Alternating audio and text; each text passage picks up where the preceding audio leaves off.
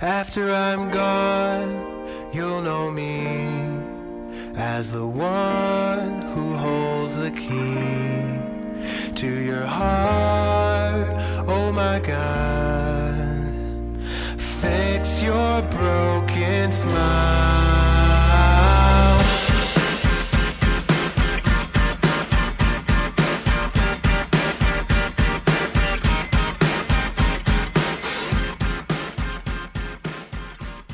All right, so I'm here with M.A.G.S. Just want to talk to you, get to know you a little bit better. Let's get this started. You've been on your first tour. Tell me about that. How did it feel? What was going through your head? Yeah, I just said all this. It was definitely an experience, like I had never done anything like that before. I've done a few like DIY tours, like back when I was living in Buffalo with some local bands and shit. But like this was like a very different kind of experience, So I think I came into it with some like expectations for what it was going to be like and some like insecurities about just like if I was going to be able to actually make it through the whole thing, in one piece. But like, it definitely like smashed all my expectations, and I had to, kind of adjust my way of thinking about the whole thing. Like halfway through, I was like, man, like, okay, like this is my new kind of part of my life now. This is going to be an experience I'm going to have a lot. So I'm trying to find ways of feeling like myself within that, Yeah, definitely. Well, speaking of first, do you remember the first song you ever wrote? The first song I ever wrote, actually it's a song that I'd never actually, I released it, but then I unreleased it. Right. I put it out in like 2014. It's called I Won't Talk. And that was the first song that I wrote for this project. And I released it with another song called Basement. And then I started working on my first EP. And the growth from the first two songs to the EP was so like drastic that I was like, all right, let me just take these other songs down and just have the EP be the first thing people hear. You know what I'm saying? So those songs still exist. Like those first two still exist. I still have them, but they may come out in like different versions at some point, or like I'm actually going to be launching a Patreon, but by the time this comes out, my Patreon might be launched. So they'll be up there at some point. Cool. Yeah. Since we're already on this topic of like, you first starting out, when's the first time you realized you really connected or identified with music and just the whole scene in general? I guess my whole life, my whole existence has kind of been music centric. Both of my parents play music in some capacity. My dad was actually the worship pastor at my church when I was growing up, and my mom sang in the choir, and like she also directed the choir a lot of times, or at least the children's choir. And I was in the children's choir with my siblings. And I was, after church, I would always run up to the drum kit and want to like hit it. You know what I mean? Like at 4 years old, I'm trying to get up on the drums, like trying to play drums and shit. And like, I never actually got like a proper opportunity to play drums until I was like 11 or 12. And it was one of those things where I just like sat down and I was like, intuitively, it's like, I know how to do this. And I just like played the song, and everybody was like, you could play drums? And I'm like, I guess so. You know what I'm saying? Drums are like always that one instrument that you can just easily connect with. You're just watching the other person, go with the rhythm and everything. Yeah, I think if you got that in you already, it comes out so naturally. I thought that was the case for me. Definitely. So, would you say that, growing up in the church, did that help you develop your music style? Like, yes and no. I think it taught me like how to play with other people, and like do things like play on the fly and like just kind of figure shit out as we're going. Yeah, no, it definitely taught me a lot about like just how to gel with other musicians and like, just understand music structure, but I didn't really start to incorporate my own influences until I was a little bit older, and I like started listening to my own music because like, my parents were very careful about what kind of music we were all listening to, Same here. So yeah, there was a lot of stuff that I didn't even know about until I was like much older, But yeah, I'd say by like 13, 14, 15, like early teens, I was starting to find my own music, and that was what was shaping, the stuff I wanted to write. Yeah. Well, speaking of writing, can you tell me a little bit about your songwriting process? How do you like avoid overthinking lyrics or I don't. giving I it actually, too much? You probably yeah, don't. Most no, artists, you know. yeah, But I'm always overthinking the lyrics specifically, actually. yeah, But a lot of times, like, I like to think that I'm in a constant state of writing, especially like guitar.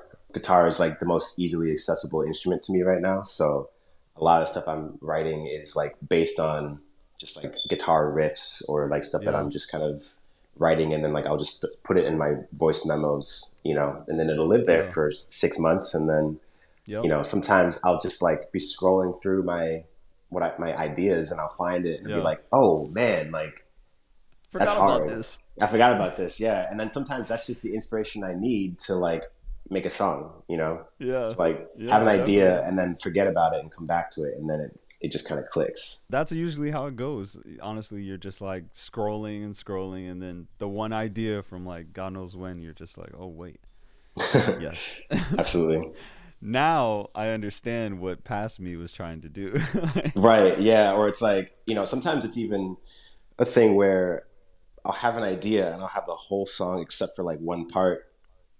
And then I'll just be looking through my ideas and I'll find something that like, I'm like, this kind of has a similar feel and maybe I have to adjust it. Or sometimes I can just drop it into that song, you Yeah, know? So I kind of just have yeah. like a bank of ideas I can pull from whenever. I got a feeling that I should say this now. Yeah. Don't wait forever. I kinda feel like I should tell you. Don't wait forever. You know, just as you were saying, growing up, you know, they were very careful about what you listen to. Also, I went through the same thing. Probably like me, you probably had friends or family who thought that this, you know, you making music was a phase. Would you say you had that, or was To be everybody pretty honest, supportive? What was that yeah, like? I was, to be honest, not really. Like I wouldn't say that I was always like really serious about music, Yeah, but I was always like pretty good at it. You know what I mean? yeah, If I can yeah, say that. So there wasn't too many people in my life that were telling me that like it was a waste of time. You yeah, know, even my dad, who like encouraged me to like go to college and like, you know, get a job and pay my bills and all that. yeah. Like he never told me not to do music. He never told me not to pursue it professionally. You know, I actually ended up not finishing college. I dropped out of college like my first year, but you know, because I think I realized it's like I am not going to put myself in a position where I'm going to be in all this debt Yeah, when realistically everything I want to know I can learn on the internet. You know, it's like I just want to learn I want to learn how to produce. I want to yeah, learn how to engineer. I want to learn, you know, I just want to get better at what I'm already good at. So definitely. I kind of just did Yep. that, and started working full time. Just got like some dead end job, you know, to pay the bills, and I've kind of just been doing that ever since I feel then. like I feel like almost every artist has pretty much the same kind of backlog of a story. You know, just Yeah, pretty very like, much. hey man, I mean, either I would have been in debt learning things I could have taught myself. You know, because Hmm. like going just for school for music and you know going to school to be a lawyer is, I feel, are, you know, two different parallels. Yeah, and I don't think there's anything wrong with going to school Yeah, for music. You definitely. know, it's like I think depending on what area you want to move into, it can be really beneficial. But I just knew for me, like I wanted to be on stage and I wanted to be in the studio, and you know, I'm not necessarily trying to learn these like classical pieces or Yeah, anything like that. You yeah, know, that I'm not against that either. But yeah. just Exactly. for at the time, it was like What you that's not needed for me. wasn't Yeah, there. exactly. Yeah. Yeah. Yeah, I was going to school for audio engineering, and they're like, well, you can't even start your major until like your second year. I'm like, well, I really just want to use your studio, so why am I here? Dang. Yeah, So I heard your song Demon. That's like probably one of my favorites right now. right on. Could you tell me a little bit about that? The video.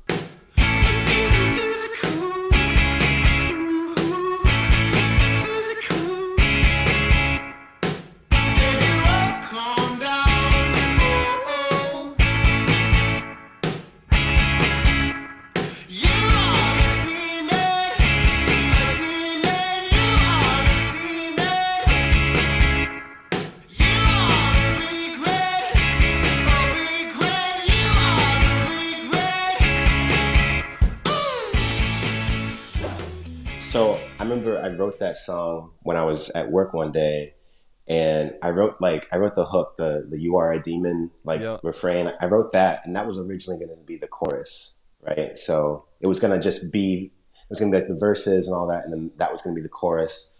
And I remember like I had read something about the Beatles when they would do this thing where they would like write a chorus and like, this is a great chorus, and then they would like make it the verse and write a better chorus. And I was like, Wow.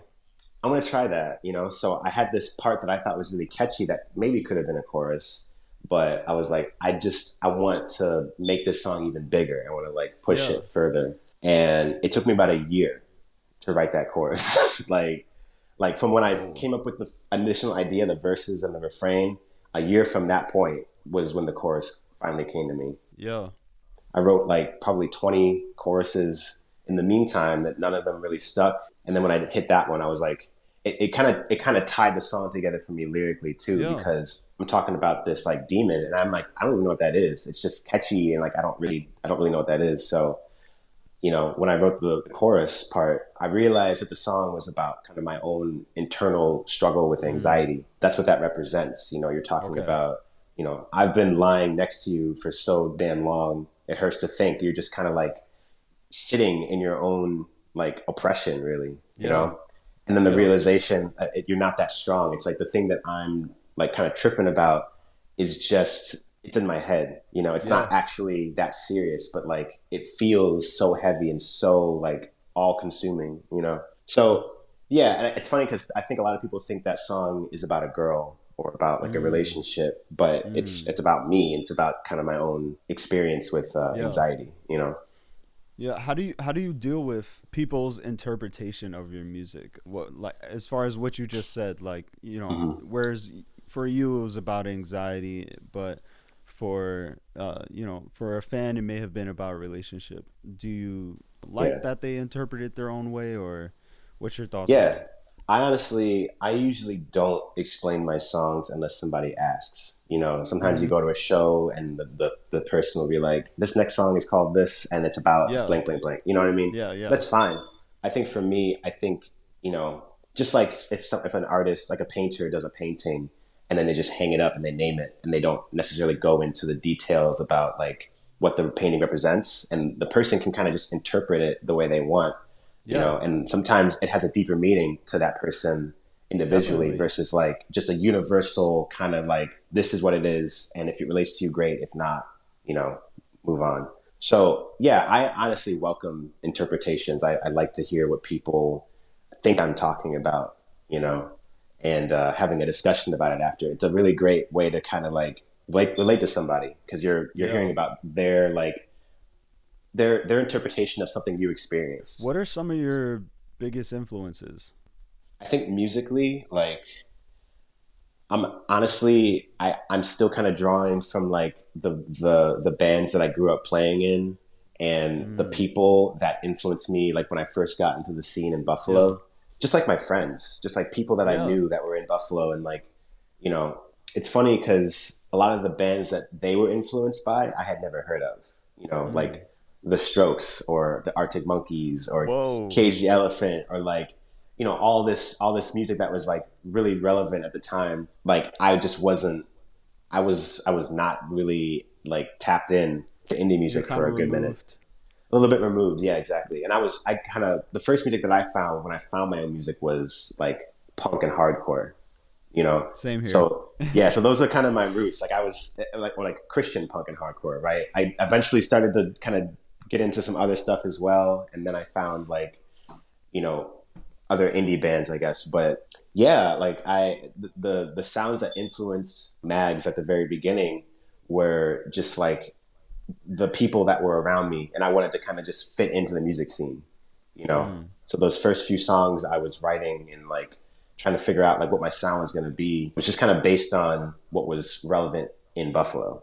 You know, you mentioned that a lot of your friends are like influential on you and your music. What's a friend that you would send any demo to get the perfect feedback from? That's a great question. Actually, I'm not sure because that's fine. I think Yeah, I think it's like I get different types of feedback from different people. You know what I mean? Like, Yeah. there's very few people that will like dissect my music the way that I dissect it. Yeah. You know, I'll send stuff to my sister a lot of times. My younger sister, like she makes music as well, and like I know I can get like pretty honest feedback from her about Yeah. stuff. And of course, like my manager. And yeah, I mean, like I said, there's a bunch of people that I usually like to send stuff to because like they're people that respond right away. Yeah. And I'm just looking for instant feedback. You know what I mean? It's like I appreciate the thoughtful feedback, but a lot of times for my own sanity, it's like I want to hear what you think of it right now. Last question: if you could time travel 100 years into the future, what would be the one song you would take with you? Probably Drugs. The walls reek of blue and green as the yellow sun comes up. But she don't like red, reminds her much of rust. Yeah, I think Drugs because that song, it's kind of like transcendent in a way. Okay. It exists outside of, I'd say, even my genre, like my, like the stuff that I make. Like that song is so, like, it came so organically, and whenever I show that song to people, like it gets them interested to listen to the rest of my music. It's just kind of this like timeless, universal track that like anybody can listen to and feel good. You know what I mean? And I mean, like I said, like I wrote that song really quickly. Like I wrote that for a friend's short film. Wow. And it has really no like personal meaning to me. Like it's not about anything I experienced. It's not about any particular person or, anything like that. It's just a song, to me. But so many people like, that's the song people come to me the most, and they're like, like, what is this part about? I'm like, what is this about? Da, da, da, da. I'm just like, whatever you want it to be about, man. Like Whatever. Yeah. whatever you want, So that's the song I would bring with me. And I think, even 100 years in the future, like people would still listen to that song and be like, it's kind of hard. Like this is kind of a bop. Well, it was great chatting with you, Mags. Hopefully we get to do this again. Yeah, I appreciate you guys reaching out. This was really fun.